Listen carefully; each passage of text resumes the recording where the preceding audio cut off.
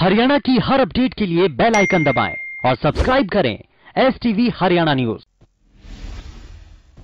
प्रधानमंत्री नरेंद्र मोदी अपने रेडियो कार्यक्रम मन की बात के जरिए देश को संबोधित किया। ये उनके रेडियो कार्यक्रम का 74वां संबोधन था। पीएम ने कहा कि आज नेशनल साइंस डे भी है। आज का दिन भारत के महान वैज्ञानिक डॉक्टर सीवी रमन जी द्वारा की गई रमन इफेक्ट खोज को समर्पित है। साल 2021 में इसरो ने अपने पहले मिशन में कामयाबी हासिल की। आज सुबह आंध्र प्रदेश में श्रीहरिकोटा के सतीश धवन अंतरिक्ष केंद्र में पीएसएलवी C-51 को लॉन्च किया गया। पीएसएलवी C-51 अमेजोनिया 1 और दूसरे 18 सैटेलाइट को लेकर अंतरिक्ष में गया।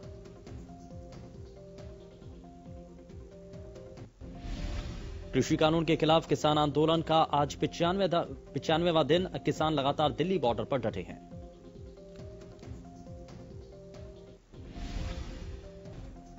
कृषि कानूनों को रद्द कराने के लिए चल रहे किसान आंदोलन की अगली रणनीति आज संयुक्त किसान मोर्चा की बैठक में तय होगी।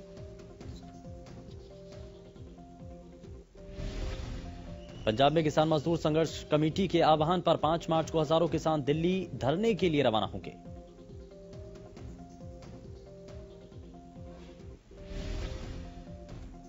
कृषि कानूनों को लेकर किसानों का विरोध जारी है। इसी कड़ी में सिरसा पहुंचे शिक्षा मंत्री को किसानों के विरोध का सामना करना पड़ा।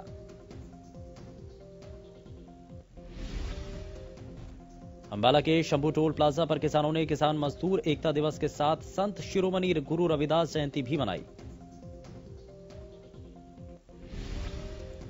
बादली गांव से शनिवार को सैकड़ों ट्रैक्टरों के साथ और लाखों रुपए के चंदे के साथ किसानों का जत्था ढांसा बॉर्डर धरने पर पहुंचा। सिरसा में किसानी रंग में रंगी एक बारात शनिवार सुबह भावदीन टोल प्लाजा पहुंची, जहां किसान एकता का अनूठा संदेश दिया गया। मैम के सरस्वती विद्या मंदिर स्कूल में नवनिर्मित इंडोर हॉल का उद्घाटन करने पहुंचे बीजेपी के राज्यसभा सांसद रामचंद्र जांगड़ा को किसानों के गुस्से का सामना करना पड़ा। जज्जर के लाडपुर गांव में रविदास जयंती पर कार्यक्रम में पहुंचे दीपेंद्र हुड्डा ने केंद्र और प्रदेश सरकार पर हमला बोला। संत रविदास जी की 644वीं जयंती के उपलक्ष्य में शनिवार को श्री गुरु रविदास मंदिर और धर्मशाला में जिला स्तरीय कार्यक्रम का आयोजन किया गया।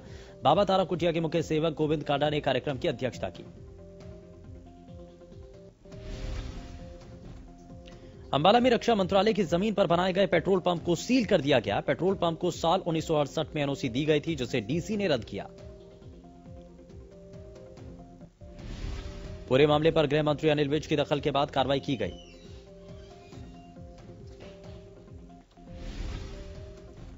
किसान आंदोलन पर सियासत चरम पर है। सुरजेवाला ने सरकार पर किसानों की अनदेखी के आरोप लगाते हुए सरकार के इस अनदेखी के परिणाम को भयानक बताया है। वहीं सरकार के दरवाजे किसानों के लिए हमेशा खुले हैं। विज ने कहा कि चाहे केंद्रीय कृषि मंत्री हों या पीएम मोदी, सभी किसानों से बात के लिए तैयार हैं। राकेश टिकैत पर भी अनिल विज ने बयान दिया। कहा कि अब टिकैत की बात कोई नहीं मानता, इनके अपने नेताओं में ही मतभेद हैं। केंद्रीय राज्य मंत्री कृष्णपाल गुर्जर और कैबिनेट मंत्री मूलचंद शर्मा ने नेशनल हाईवे 19 सीकरी में फ्लाईओवर का उद्घाटन किया। केंद्रीय राज्य मंत्री रतनलाल कटारिया ने कहा कि पश्चिम बंगाल में ममता बनर्जी की पार्टी तृणमूल कांग्रेस का सूपड़ा साफ हो जाएगा। प्रदेश में बढ़ते अपराध, बेरोजगारी और महंगाई को लेकर इनेलो ने प्रदर्शन का ऐलान किया। दरअसल बहादुरगढ़ में 8 मार्च को इनेलो महंगाई, बेरोजगारी और अपराध के खिलाफ प्रदर्शन करेगी। प्रदेश में एक बार फिर कोरोना के आंकड़ों में बढ़ोतरी दर्ज की जा रही है। बीते 24 घंटों में 199 नए मरीजों की पुष्टि हुई। 24 घंटे में 94 मरीज कोरोना से पूरी तरह ठीक हुए। गुरुग्राम में 62, करनाल में 33 नए मामले सामने आए। अंबाला में 20 नए मामले सामने आए, जबकि कुरुक्षेत्र में 29 नए मामले सामने आए।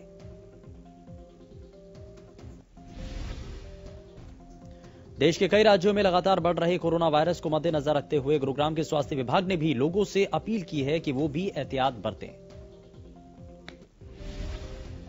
कोरोना वैक्सीनेशन का तीसरा चरण 1 मार्च से शुरू हो जाएगा। पहले चरण में स्वास्थ्य कर्मचारी, दूसरे में फ्रंटलाइन और अब तीसरे में आम लोगों को कोरोना वैक्सीन लगेगी।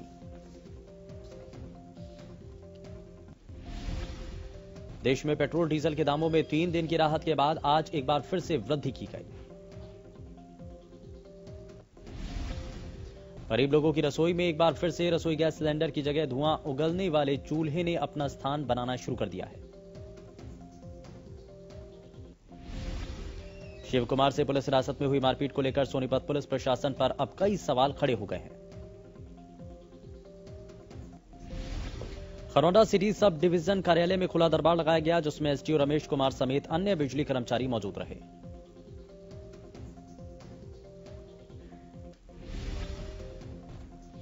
स्वच्छ भारत अभियान को पलीता लगाती एक खबर सामने आई। महेंद्रगढ़ की अटेली का बस अड्डा गंदगी का अड्डा बन चुका है। एजुसेट स्कूल चौकीदार यूनियन हरियाणा ने 18 महीने से वेतन न मिलने को लेकर सीएम और शिक्षा मंत्री के नाम ज्ञापन सौंपा। फतेहाबाद में एक युवक ने इंडिया में एक दिन में सबसे ज्यादा ट्वीट करने का रिकॉर्ड बनाया। युवक ने सिर्फ 1.5 घंटे में 697 ट्वीट किए। गोहाना के गुड्डा चुंगी पर दिन दहाड़े एक ज्वेलर की दुकान पर बंदूक के दम पर 4 बदमाशों ने लूट की घटना को अंजाम दिया। गुरुग्राम में पति पत्नी के झगड़े में साले ने अपने जीजा की दोस्तों के साथ मिलकर बेरहमी से पिटाई कर अपहरण कर लिया। मारपीट और अपहरण का पूरा मामला सीसीटीवी कैमरे में कैद हो गया।